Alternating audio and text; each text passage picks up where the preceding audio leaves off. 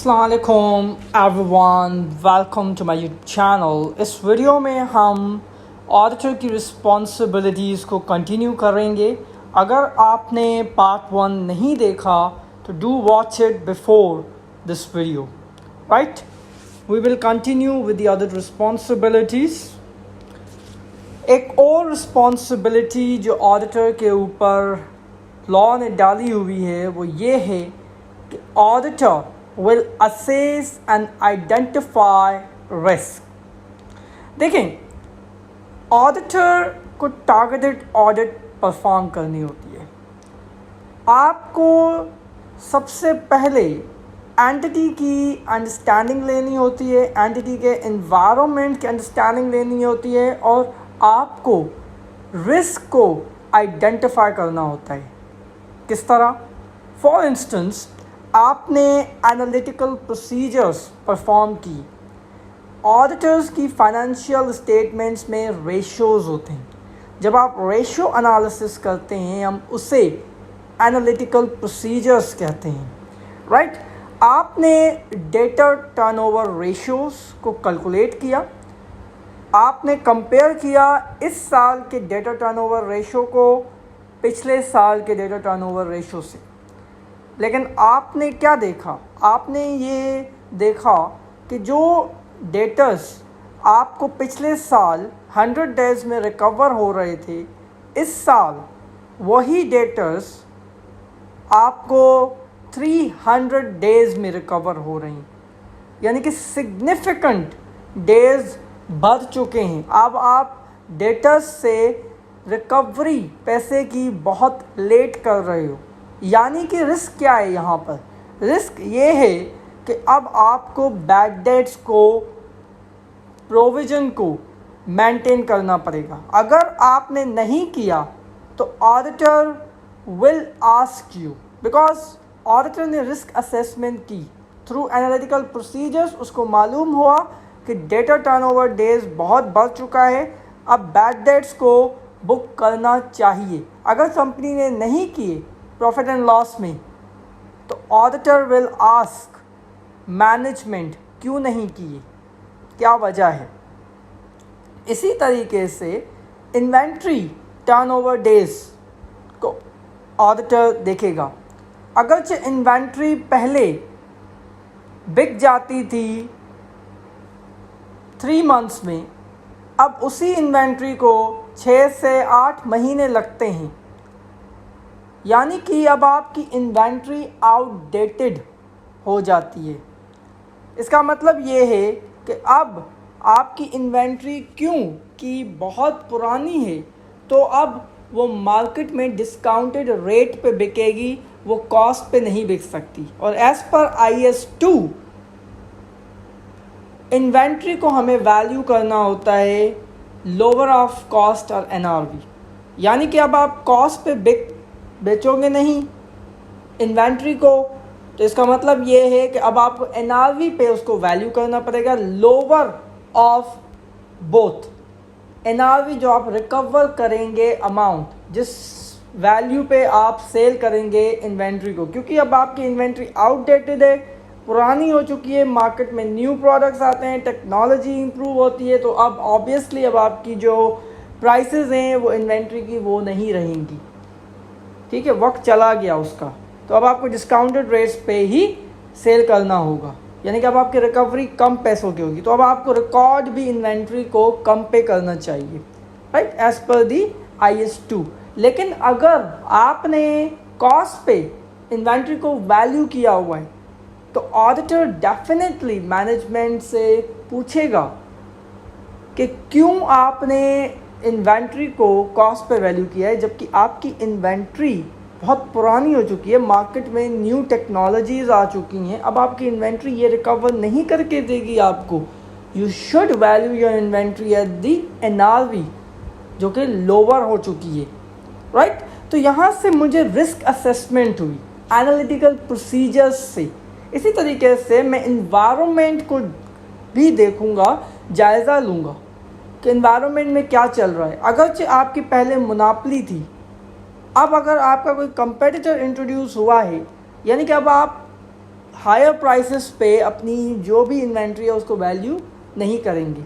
अब आपको प्राइसेस को कम करके उसको वैल्यू करना पड़ेगा, तो वही रिस्क हुआ। लेकिन यहाँ पर कंपैटिटर की आने की वजह से ये रिस्क है।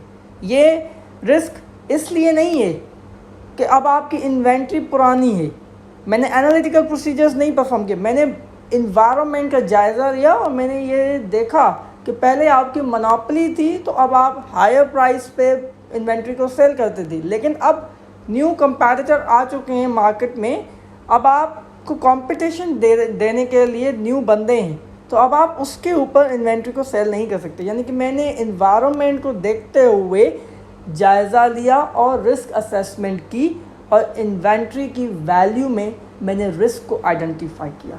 ये एक इम्पॉर्टेंट रिस्पॉन्सिबिलिटी है ऑडिटर की कि वो रिस्क असेसमेंट करे, इन्वेंट्री और डेटर्स और किसी भी अकाउंट को से रिलेटेड जो भी रिस्क हैं उनको पहले से प्रिडिक्ट करे और उसके अगेंस्ट ऑडिट करे, टारगेटेड ऑडिट करे, राइट। इसके बाद इंटरनल कंट्रोल्स की अंडरस्टैंडिंग ली। देखिए, इंटरनल कंट्रोल्स भी रिस्क असेसमेंट का ही पार्ट है। जो कंपनी में आप ऑडिट कर रहे हैं वो कंपनी किस तरह से काम करती है, उसमें इंटरनल ऑडिट का डिपार्टमेंट है या नहीं है।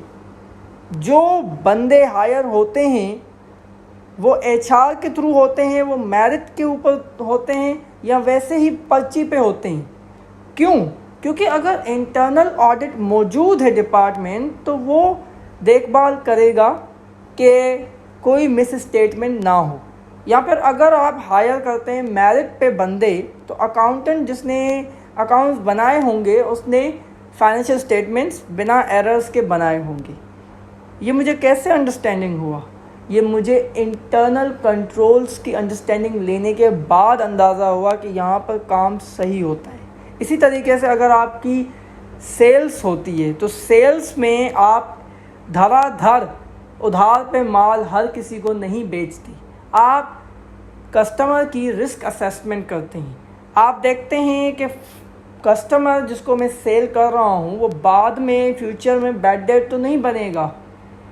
आप उसकी रिस्क असेसमेंट करते हैं, आप ये देखते हैं कि वो कंपनी प्रॉफिटेबल है या फिर लॉसेस में चल रही है। या इसी तरीके से अगर उसने उधार पे किसी और से माल लिया है तो क्या उसको टाइम पे किया है या नहीं किया, उसकी क्रेडिट रेटिंग क्या बता रही है, उसने यूटिलिटी बिल्स टाइम पे किए हैं या नहीं किए, क्या उसकी फ्यूचर कैश फ्लोज हैं। सो इन चीज़ों से आप बैड डेट्स को अवॉइड कर सकते हैं। यानी कि ये इंटरनल कंट्रोल्स मैनेजमेंट ने मेंटेन किए हुए हैं। अब एज एन ऑडिटर आपको अंदाज़ा हो चुका है कि मैनेजमेंट खुद ही काम सही तरीके से ढंग से कर रही है, अब आपको काम इतना करने की ज़रूरत नहीं है। और ये भी एक रिस्क असेसमेंट का पार्ट है, अंडरस्टैंडिंग लेना इंटरनल कंट्रोल्स की, वो कंट्रोल्स जो मैनेजमेंट ने मेंटेन किए हुए हैं अपनी एंटिटी में काम को ठीक ठाक करने के लिए। सेल्स किस तरह से होनी चाहिए उसका एक पूरा प्रोसीजर है, उसको सही से फॉलो होना चाहिए। किस तरीके से आपको एम्प्लॉयज़ को हायर करना है, किस तरीके से उनको पे करना है, उसका पूरा प्रोसेस है। किस तरीके से आपकी परचेजिंग होनी है, एक ऑथोराइज परचेजेस होनी चाहिए, हर किसी को इजाज़त नहीं होनी चाहिए कि हर कोई परचेज़ कर सके। मैनेजमेंट अप्रूव करेगी तो परचेज़ होगा। यानी कि हर एक काम का ढंग होता है, उस ढंग से करने के लिए कंट्रोल्स बनाए जाते हैं ताकि फ्रॉड्स और एरर्स ना हो। तो अगर मैनेजमेंट ने वो कंट्रोल्स मेंटेन किए हुए हैं, अगर आपने उनको वॉक थ्रू किया, अंडरस्टैंडिंग ली और वो सही से कंट्रोल्स एफिशिएंटली काम भी कर रहे हैं, तो फिर वेल एंड गुड। और ये इम्पॉर्टेंट रिस्पॉन्सिबिलिटी है ऑडिटर की कि वो अंडरस्टैंड करे इंटरनल कंट्रोल्स को। और अगर इंटरनल कंट्रोल्स में वीकनेस है, यानी कि अगर कस्टमर्स को सेल की जाती है बिना उनकी क्रेडिट रिस्क असेसमेंट करने से पहले ही, तो फिर आपको जो दोस्त चार्ज विद गवर्नेंस हैं उनको आपको कम्युनिकेट करना पड़ेगा, उनको बताना पड़ेगा कि आप ढंग से काम करें। आप जो भी कस्टमर्स हैं आपसे उधार पे माल ले रहे हैं, आप उनकी क्रेडिट असेसमेंट करें पहले, फिर बाद में आप उनको सेल करें। इसी तरीके से अगर आपने जो है वो हायर करना है बंदों को, तो आप एक प्रोसेस के साथ करें, राइट।